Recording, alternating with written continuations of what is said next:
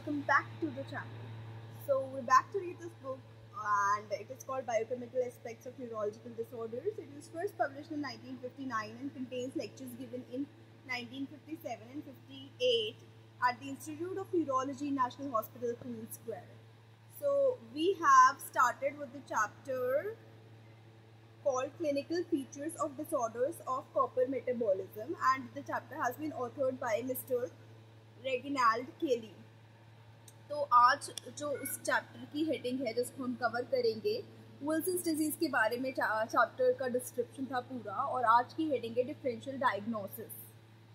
तो ऑथर का मानना है कि वैसे तो डायग्नोसिस इस कंडीशन का बहुत आसान है, लेकिन फिर भी क्योंकि ये डिजीज़ विल्सन्स डिजीज़ इतनी रेयर है कि जब वो एटिपिकल फॉर्म में सामने आती है तो उसको पहचानना मुश्किल हो जाता है, बिकॉज हम उसको रेगुलरली इनकाउंटर नहीं कर रहे हैं।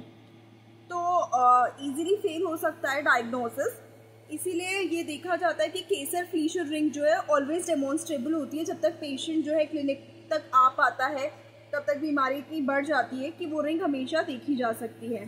साथ साथ presence of amino acid urea यानी अमीनो एसिड्स इन यूरिन भी डायग्नोस्टिक टूल माना गया, और ऑथर का कहना है कि जो हमने पिछले चैप्टर में यानी बहुत वीडियोस पहले जो डिस्कस किया था वो भी डायग्नोस्टिक टूल्स माने जा सकते हैं। और वो क्या क्या था कि यूरिन में कॉपर का अमाउंट बढ़ना, एक्सक्रीशन बढ़ना और अमीनो एसिड्स यूरिन में आना, साथ साथ ब्लड में जो डायरेक्ट रिएक्टिंग कॉपर है उसका अमाउंट बढ़ना, यानी जो कॉपर नॉर्मली बाउंड फॉर्म में होता है ग्लोबुलिन से, alpha globulin, beta globulin, gamma globulin से, तो वो बाउंड फॉर्म में ना होकर फ्री फॉर्म में प्रेजेंट होना, ये डायग्नोस्टिक टूल्स यूज़ किए जा सकते हैं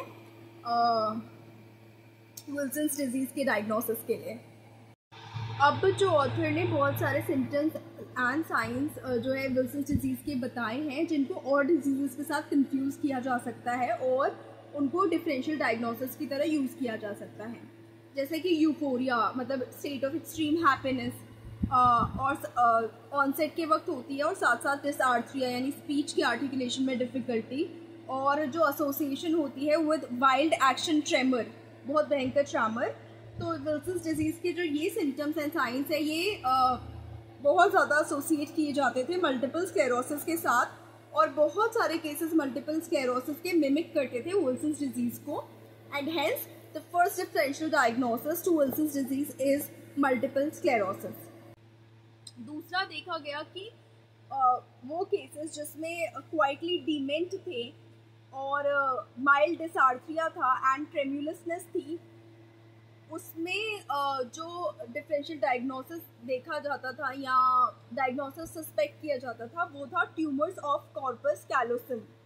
so the second differential diagnosis becomes tumours of corpus callosum. Wilson's disease का एक और फीचर है विच इज़ इम्बेसिलिक ड्रूलिंग माउथ यानी स्टूपिड अपीयरिंग माउथ, जिसमें सलाइवा ड्रूल कर रहा है या ड्रिबल कर रहा है साइड से, और जिसकी वजह से जो थर्ड डिफरेंशियल डायग्नोसिस बनता था या कंफ्यूज होते थे जिसमें, वो था इंक्लूजन बॉडी एंसेफेलाइटिस।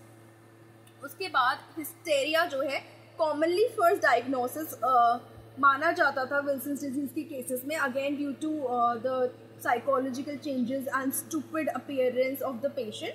तो फोर्थ डिफरेंशियल डायग्नोसिस हम हिस्टेरिया को कंसिडर कर सकते हैं, लेकिन ये देखा गया है कि हिस्टेरिकल फीचर्स विल्सन डिजीज़ के भी खुद के सिम्टम्स एंड साइंस हो सकते हैं और जनरली होते भी हैं।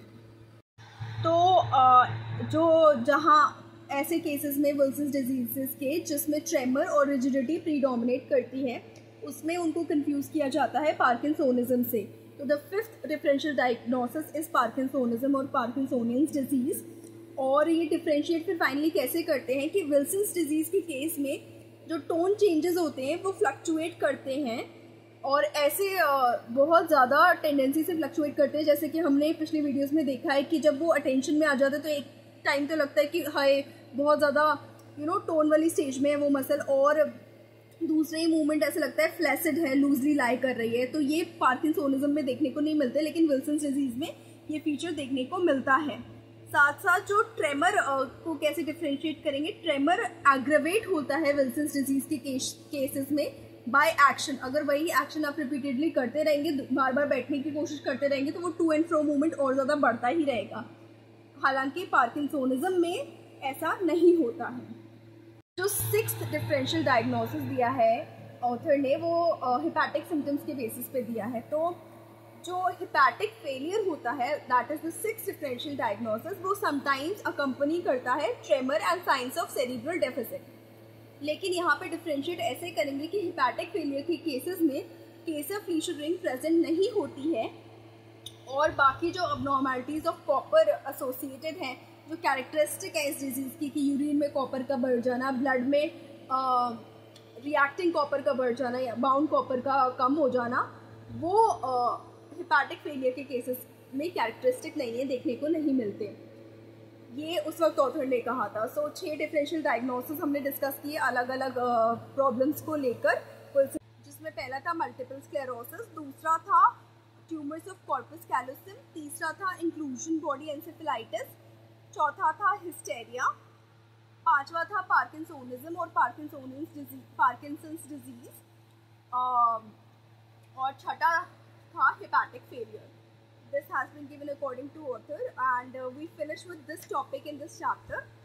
So thank you so much for staying on this channel. Please like the video, share the video and subscribe to the channel. Next हम discuss करेंगे pathological changes in Wilson's disease, जो कि इस chapter में दिए गए हैं. Do not forget to subscribe and share your opinions in the comment section. Thank you.